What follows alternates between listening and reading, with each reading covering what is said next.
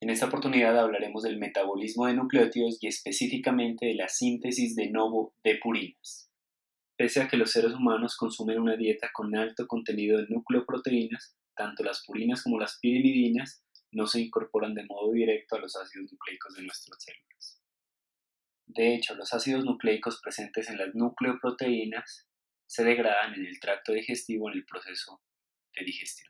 De hecho, se las podría considerar como no esenciales desde el punto de vista nutricional porque nuestras células y nuestros tejidos son capaces de sintetizarlas. La digestión de los ácidos nucleicos básicamente se da en el intestino delgado, en el duodeno, y se da gracias a la secreción pancreática, donde se encuentran las enzimas responsables de su digestión. Los ácidos nucleicos y los oligonucleótidos se convertirán en mononucleótidos y posteriormente en nucleósidos para finalmente dar lugar a azúcares y bases nitrogenadas. Los ácidos nucleicos serán hidrolizados por unas nucleasas pancreáticas, también conocidas como ADNasas o ARNasas. Posteriormente, los nucleótidos obtenidos perderán el grupo fosfato gracias a la acción de unas nucleosidasas o fosfatasas pancreáticas. Los nucleósidos obtenidos básicamente van a perder su base nitrogenada y liberan el azúcar. Este proceso por lo general lo realizan las bacterias intestinales gracias a unas enzimas denominadas nucleósido-fosforilasas. Durante el periodo digestivo es posible que se pierdan gran cantidades de estos componentes, pero también es posible que queden intermediarios como nucleótidos, nucleósidos, azúcares y bases nitrogenadas.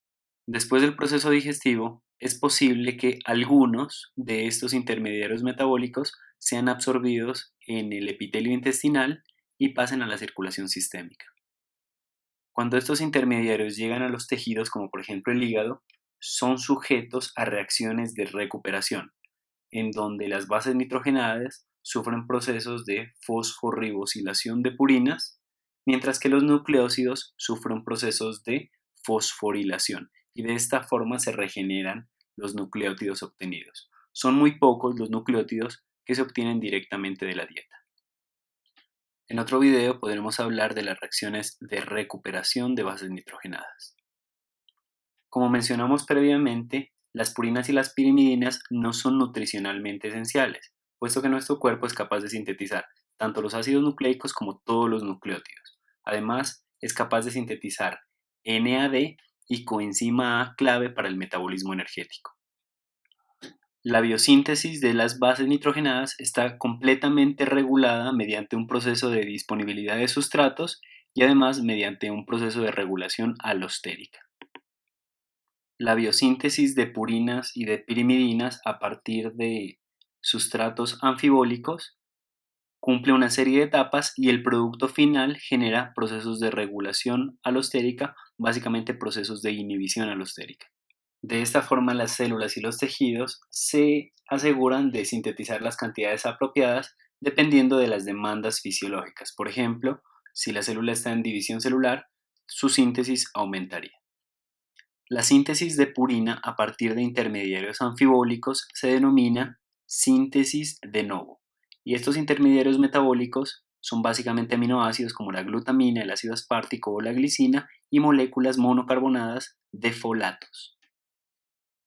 La síntesis de novo básicamente requiere de dos principales etapas. En la primera, se va a obtener un nucleótido conocido como inosina monofosfato, mientras que en la segunda etapa, esta inosina monofosfato se va a convertir o bien en adenosin monofosfato o guanosin monofosfato, que finalmente dará lugar a adenosin trifosfato y guanosin trifosfato.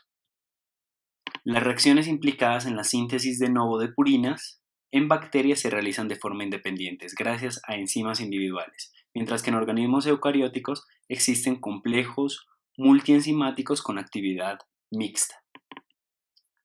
Tanto las purinas como las pirimidinas son compuestos heterocíclicos. Las purinas, por su parte, poseen una estructura constituida por dos anillos, un anillo heterocíclico de 6 vértices y un anillo de 5 vértices.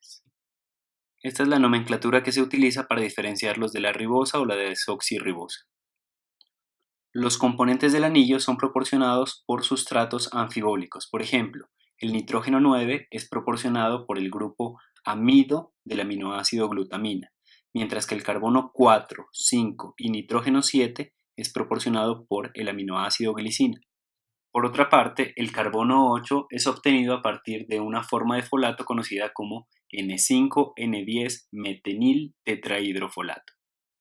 El nitrógeno en posición 3 también es proporcionado por el grupo amido de la glutamina. Por otra parte, el carbono 6 es proporcionado directamente a partir de CO2. El nitrógeno en posición 1 es proporcionado por el alfa-amino del aminoácido ácido aspartico. Y finalmente, el carbono en posición 2 es obtenido a partir de otra forma de folato conocida como N10-formil tetrahidrofolato. Dejo un enlace para que conozcas el metabolismo del ácido fólico. A continuación, vamos a identificar el paso a paso de las reacciones involucradas en la obtención de IMP y finalmente en la obtención de purinas. La base nitrogenada se sintetiza sobre una estructura que se obtiene de la vía de las pentosas fosfato, conocida como ribosa 5-fosfato. La ribosa 5-fosfato reacciona con el ATP y genera una molécula conocida como PRPP o fosforribosil pirofosfato, molécula que también es importante para la síntesis de NAD, NADP, para la biosíntesis de pirimidinas y para la vía de recuperación. Esta reacción es catalizada por una enzima conocida como PRPP sintasa o ribosa 5-fosfato pirofosfato quinasa, enzima clave para el proceso de regulación alostérica. Una vez obtenida la molécula de fosforribosil pirofosfato, sobre este azúcar se va a construir toda la estructura purínica.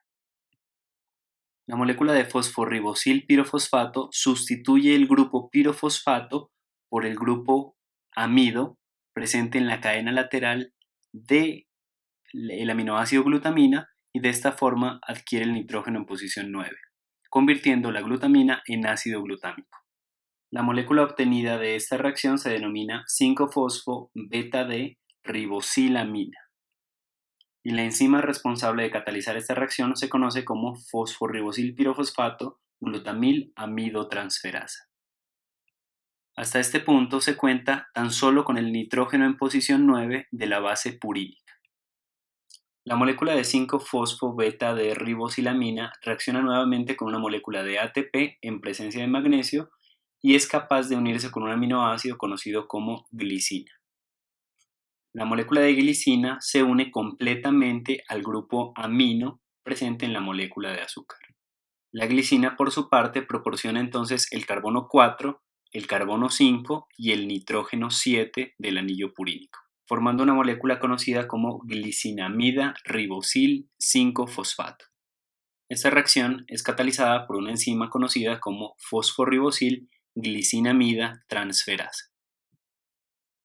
Posteriormente, la molécula de glicinamida ribosil 5-fosfato va a recibir un carbono que proviene de una molécula de folato conocida como N5N10 metenil tetrahidrofolato, que finalmente, al transferir el carbono, se convertirá en una molécula de tetrahidrofolato.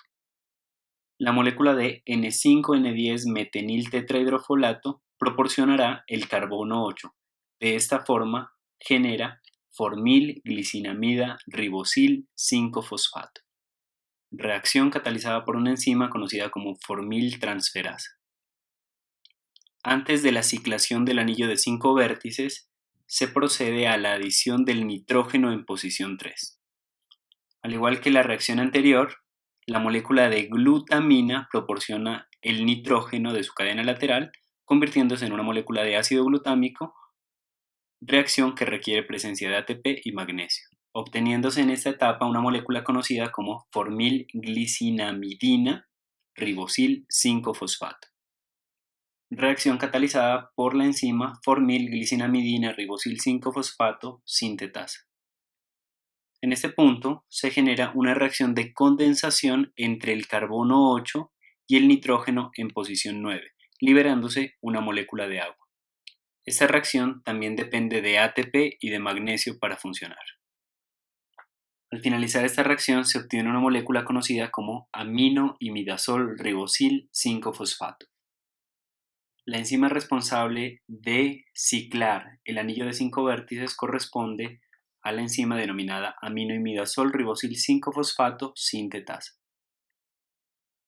Tras un proceso de carboxilación cuya fuente es el dióxido de carbono y es quien proporciona el carbono en posición 6, se obtiene una molécula conocida como aminoimidazol carboxilato ribosil 5-fosfato. Hasta este punto la estructura purínica cuenta con la mayoría de sus componentes. Faltaría el carbono en posición 2 y el nitrógeno en posición 1. El nitrógeno en posición 1 va a ser obtenido a partir del grupo amino alfa del aminoácido ácido aspartico, gracias a la acción de una enzima conocida como aminoimidazol succinil carboxamida ribosil 5-fosfato sintetasa. Y de esta forma se obtiene la molécula con el mismo nombre conocida como aminoimidazol succinil carboxamida ribosil 5-fosfato. La enzima adenilosuccinasa se encarga de eliminar el restante de la molécula de ácido aspartico en forma de fumarato, y de esta forma se obtiene una molécula conocida como aminoimidazol carboxamida ribosil 5-fosfato. El carbono en posición 2, necesario para completar los componentes del anillo de 6 vértices de la purina, va a ser proporcionado por una forma de folato conocida como N10-formil tetrahidrofolato. Como producto se obtiene una molécula conocida como formidoimidazol carboxamida ribosil 5-fosfato. Y esta reacción es catalizada por una enzima conocida como formiltransferasa. Finalmente, la última reacción de esta primera etapa corresponde a la ciclación del anillo de 6 vértices, en donde se obtiene la molécula conocida como inosina monofosfato o IMP. En esta reacción se pierde una molécula de agua y la reacción es catalizada por una enzima conocida como IMP ciclohidrolasa. La segunda etapa en la síntesis de purinas consiste en convertir esta molécula de IMP en moléculas de AMP o GMP. Para la obtención de moléculas de AMP necesariamente se requieren moléculas de GTP, mientras que para la obtención de GMP necesariamente se requieren moléculas de ATP. Por lo tanto, la regulación en la concentración o cantidades de AMP y GMP depende de las concentraciones de ATP y de GTP. Para la obtención de adenosina monofosfato se requiere que la molécula de inosina monofosfato reciba un grupo amino que lo va a proporcionar la molécula de ácido aspartico, tal como lo hizo en la reacción previa. El ácido aspartico se une completamente a la molécula de inosina monofosfato formando una nueva molécula conocida como adenilosuccinato o adenilosuccinato monofosfato, reacción que requiere de la presencia de GTP. Esta reacción es catalizada por la enzima adenilosuccinato sintasa y es un punto de control para la regulación alostérica. La molécula de adenilosuccinato pierde parte del ácido aspartico en forma de fumarato, obteniendo de esta forma un nucleótido deseado conocido como monofosfato de adenosina o adenosina monofosfato o AMP. Esta reacción es catalizada por una enzima conocida como adenilosuccinasa. La conversión de inosina monofosfato en guanosina monofosfato requiere un primer paso de oxidación, en donde una enzima conocida como inosina monofosfato deshidrogenasa realiza un proceso de oxidación sobre el carbono 2 del anillo purínico, haciendo que la inosina monofosfato se convierta en un nucleótido conocido como santosina monofosfato. Posteriormente, la molécula de santosina monofosfato sustituye el grupo ceto en posición 2 por un grupo amino proporcionado por el aminoácido glutamina. De esta forma, la glutamina se convierte en ácido glutámico y la molécula de santosina monofosfato se convierte finalmente en una molécula de guanosina monofosfato o GMP. Esta reacción es catalizada por una enzima conocida como transamidinasa, y esta reacción requiere necesariamente de la presencia de ATP para funcionar. Si el propósito es obtener un nucleótido trifosfatado, la molécula de AMP se convierte en una molécula de ADP gracias a un proceso de fosforilación. Esta fosforilación ocurre gracias a una enzima conocida como adenilquinasa. Esta enzima adenilquinasa utiliza ATP para fosforilar a la molécula de AMP y de esta forma genera ADP. Posteriormente, la molécula de ADP se convertirá en ATP gracias a los procesos mitocondriales de fosforilación oxidativa. Por otra parte, la conversión de GMP en moléculas de GTP sufre procesos de fosforilación en donde se utiliza ATP como donante de fosfatos. De esta forma se obtienen los dos nucleótidos purínicos, que serían adenosin trifosfato y guanosin trifosfato.